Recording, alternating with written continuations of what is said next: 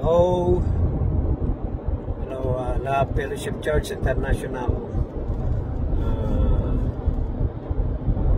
Lahat ng mga pastors ay tayo ay bumabati, lalo na kay Pastor John. Isang masasabi natin, isang malungkot sa isang banda na ang pagtitipong ito na dati ay kasama si Pastora Maricel sa mga ganitong pastoral meeting, ngunit ngayon ay kasama lang natin ang kanyang physical na katawan, ngunit wala na ang kanyang kaluluwa at espiritu. Kaya nakakalungkot na tayo ay mawalan ng pastora. Actually, siya ang unang pastor o pastora na yun nga, na nauna na sa kalangitan. At kaya wala tayong magagawa, talagang darating talaga doon ang ating buhay. At pero hindi natin sukat akalain si Pastora Maricel pala ang mauuna. Ngunit sa kabilang banda naman ay talagang masaya rin ang aking puso na dahil si Pastora ay nandun na sa piling ng ating Panginoong Hesus. Nakikita niya ngayon at nakakasama mismo ang ating Panginoong Hesus na namatay doon sa Kalbaryo para sa katubusan ng ating mga kasalanan. Nakikita niyang mukhaan. Yung ating mga napapanood ay parang ano lang yan, kathang iniisip na gano'n ang itsura ng ating Panginoong Hesus. Pero hindi natin talaga alam ang kanyang, pero mismo ang ating Panginoong Hesus ay nakikita ni Pastora Maricel. At kasama ang ating Panginoon Diyos at the Holy Spirit at ang mga libo-libong mga anghel sa kalangitan. Kaya kung ano yung description ng Book of Revelation sa heaven ay kitang-kita ngayon mismo ni Pastor Maricel at mismong doon siya nakatira. At nakatira na siya sa mansyon na inihanda sa kanya ng ating Panginoong Hesus. Di ba yun ang pangako ng ating Panginoong Hesus? Na ipaghanda ko kayo ng inyong matitirhan. Kaya I believe ay nandun na siya mismo sa ginawa, nireserba sa inihandang bahay, lugar ng ating Panginoong Hesus na talagang reserved for her. Nakalagay mismo ang pangalan niya ron. Kaya yon ang isang magandang picture na ating nakikita. Actually, para sa akin ay napakaganda at marahil sabihin natin kainggit-inggit ang kanyang kalagayan ngayon. At ang isa pa ay natanggap niya ngayon ang reward sa katapatan na ginawa ni Pastora Maricel ay na tinanggap niya ang gantimpala. At ako'y naniniwala inabot mismo ng ating Panginoon Diyos, ng ating Panginoon Hesus sa kanyang mga kamay. Hallelujah, ang reward ng katapatan. Well done, my good and faithful servant. At tapos sa 1 Corinthians 58, buhay na buhay. Hallelujah. That Pastora Maricel, lived, showed the life of being unmovable, steadfast, always abounding in the work of the Lord. Kaya makita nyo, kahit may sakit na siya, nandun sa gawain ng ating Panginoon, naglilingkod hanggang sa huli ng kanyang hininga at huli ng kanyang lakas. At hindi ko rin makakalimutan ang pangangaral ni Pastora Maricel noon, kasi minsan nanood ako ng kanyang video preaching sa Kalumpit, na ang sabi niya ay live to the fullest, tanda ko yan, and die empty. Napakagandang quote na talagang I believe ay baka original pa niya talaga yun. Amen. Sabi niya, live to the fullest and die empty. Sa kanyang pangangaral ng marahil ay I believe yung Sunday. Kaya nung natinig ko yun ay talagang tumimo sa aking puso. Kaya si Pastora Maricel ay nabuhay to the fullest, serving the Lord. Hallelujah. Walang itinira. Talagang binigay lahat. Walang nireserba. At siya ay namatay na ibinigay lahat. At she died empty because she gave it all. She gave it all. Kaya yon ang tatak ng kamatayan ni Pastora Maricel. Kaya ngayon ay masasabi nating kahanga-hanga ang kanyang naging buhay. At ngayon ay nararanasan niya ang gantimpala ng ating Panginoon. Kaya kumbaga sa mga verses na itutugma natin sa kanya ay she finished the course of running the race. She finished it. Alala ko tuloy si Pastor Lester, ganun din. Kaya yun ang maganda kamatayan, naglilingkod sa Panginoon at talagang ibinibigay lahat sa Panginoon. Hallelujah.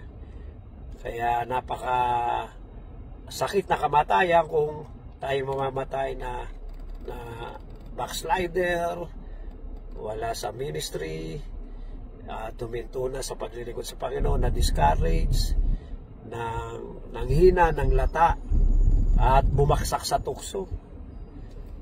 Kaya hindi magandang ending. Kasi ang pinag-uusapan talaga sa buhay ay yung katapusan ng buhay. Ano po? Kaya si Maricel talagang perfectly ay yung katapusan ng kanyang buhay, walang kaduda-duda, kitang-kita na siya ay naglingkod talaga sa Panginoon. Mahal na mahal ko si Pastora Maricel, at siya ay 12 years na naging personal secretary ko at secretary ng church. Talagang parang kalahati siya ng buhay ko nung ako ay nagpapastor dyan. Siya ang pati nga pirma ko ay gaya niya. At pag sinabi niyang kailangan ng pirma ko, sasabihin ko naman sa kanya ay with my approval, ikaw na ang pumirma. Kaya pati alam niya mismo talagang damdamin ko, ang puso ko, at parang kuwang-kuha niya yun. Tapos yung mga Bible study natin, sasabihin ko lang sa kanya, gagawin niya na, itatype niya na, tapos ipaseserox, pinapaalala ang lahat ng mga gawain, mga napakahusay na sekretary ng church. Kaya siya naman talaga yung napili natin na secretary, kasi marami nag-apply na secretary nun. Hindi ko nasasabi mga pangalan, mga members natin, talagang personally nag-apply, in-interview, at si Maricel talaga yung ating napusuan. At kaya ako naniniwala ay sa marahil ay may takot tayo. Wala na si Pastor Maricel sa LFC-MI, at lalo na kay Pastor John, wala na siyang asawa, at maraming nag-isip, nag-aalala, paano na si Pastor John, nag-iisa na lang, saan siya titira, at paano na siya nag-iisa, pero I believe with all my heart that God's grace is sufficient for us. Na ibig sabihin, hindi tayo pagkukulangin ng Diyos. At makikita natin ang Diyos ang sasalo pa rin ng lahat ng bagay, ang magpo-provide ng lahat ng bagay. At hindi tayo magkukulang sa Panginoon. The Lord is my shepherd, I shall not want. Kaya ang ibig sabihin nun, the Lord is my shepherd, I lack nothing. Kaya ako'y naniniwala, kahit wala ngayon si Pastor Maricel, lalo na sa buhay ni Pastor John, ay kompleto pa rin si Pastor John. Hallelujah. At walang pagkukulang. Pupunan lahat ng ating Panginoon. His grace is sufficient. Hindi pwedeng magkulang. Kaya I believe, bago lalong kalakasan sa Kanya, mga tao na mga magmamahal sa Kanya, at mga tao na susuporta sa Kanya, at tao rin na meron din magpapakain sa Kanya. Amen. Hallelujah. Kaya Pastor John, talagang the just shall live by faith. Tuloy ang paglilingkod kay Lord, at lalo tayong gaganahan dahil kumbaga sa sundalo ay nasugatan ka sa labanan. I believe lalo kang tatapang ngayon sa paglilingkod sa Panginoon, at I believe lalo kang gagamitin ni Lord. Meron kang lalong mensahe sa iyong puso na para ibahagi sa iba. Yung karanasan na yan ay talagang malaking mensahe. Kaya nga yung test ay magiging testimony. Kaya pagpalain ka ng Panginoon, Pastor John. At pag mag-usap tayong personal, mga advices na ang maganda para sa iyo ngayon, kahit saan ka titira, yung mga ganyan, sino ang magandang kasama mo ngayon, na personally ay pag-usapan natin yan, kasi kapag sinabi ko ngayon yan ay ewan ko, baka meron ding ibang dyan, mga kaisipan na i-advise na para sa iyo. Pero siguro initially ay nandiyan ka muna sa mga lindan, at bilang mga lindang ka, at kasama mo sila, yung inaanak ko, kahit 3 nila dong, sama-sama kayo, puro binata naman kayo ngayon, at maging leader pa rin ng mga lindan family. At alam naman natin, mga lindan, mahal na mahal natin yan. Kailangan nila ang poste ng pamilya. Kaya tayuan mo pa rin yan. Kaya ang church ay lalo nagmamahal sa iyo, at ang mga pastor. Kaya sa ating mga pastor ngayon ay lalo i-unite natin ang ating mga puso. Hallelujah. Lalo tayong magmahalan. Kasi katulad niyan, di ba? Si Pastora Maricel, di ba? Bigla na walang ganyan. Di ba? Marahil lang iba sa atin ay naipakita ko ba sa kanya ang pinakamabuti? Hindi ko ba nasaktan ang kanyang loob? Di ba? Ang sakit naman na kaya maganda. We live to the fullest then, na ibinibigay ang full love sa bawat isa. Amen. Hallelujah. At ipabaon ang magandang alaala, magandang damdamin. At kapag inalala tayo, halimbawa ni Pastora Maricel, ay habang nandun siya sa ospital, di ba? Kapag naalala niya, Pastor Sidro, ay mabait sa akin yan. Pastor kung sino man. Pero kapag minaalala siya, Pastor, sinaktan niya yung damdamin ko, di ba? Parang ang hindi magandang alaala o kaya naging masungit sa akin siya, ganun. Kaya magmahalan po tayo, mga pastor, patuloy tayong magkaisa, magmahalan. Dito tayo pinakikilos, pinagagana ng ating Panginoon Diyos. Kalimutan na yung mga tampu-tampuhan, kalimutan na yung mga sama ng loob. Hallelujah. Just love one another. At buhay natin pansamantala lang. Kaya maganda, meron tayong magandang pabaon para sa bawat isa. Kaya naalala ko si Pastora Maricel, nung umalis ako, talagang parang ano pa yan, binuhat ko ng konti. Parang tapos inaakay ko, pinadama ko talaga yung love ko sa kanya. At nandun yung ating puro love talaga, kinakalimutan yung nakaraan.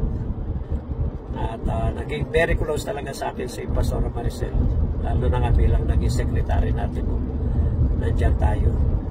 Kaya I love Pastora Maricel. Parang hindi ko maiyak na yun, pero daming alaala na. Kaya God bless mga pastor natin. At napakaganda ang ginagawa nyo ngayon, natin ngayon na meron tayong pagtitipon, lahat ng mga pastor para kay Pastora Maricel. Amen. Sa mga Lindan family ay nakikilungkot tayo at nakikiramay o kaya yung nakikidala ng burden. Kaya si Lisa nag-message din sa akin. I believe ang mga Linda family tumitingin din sa akin na parang tatay. Kaya aking pangako sa inyo ang buong suporta. Talaga titingnan ko kayo. Kaya I love mga Linda family, Pastor John, love you. Kaya mga pastor, God bless. At ngayon ay pupunta kami sa Bible study. At yun, sa kotse na lang tayo video. Kaya I love you all. Isip ko sana makauwi. Pero maraming kasi meron pang ang daming schedule dito. May Thursday, Friday, Deliverance Night. Nandito si Bishop Ted. Tapos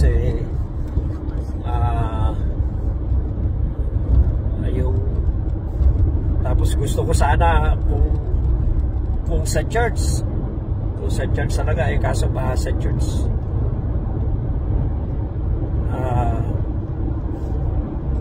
kaya tapos talaga pinagpe-pray natin kasi nga natin si Pastora Maricel.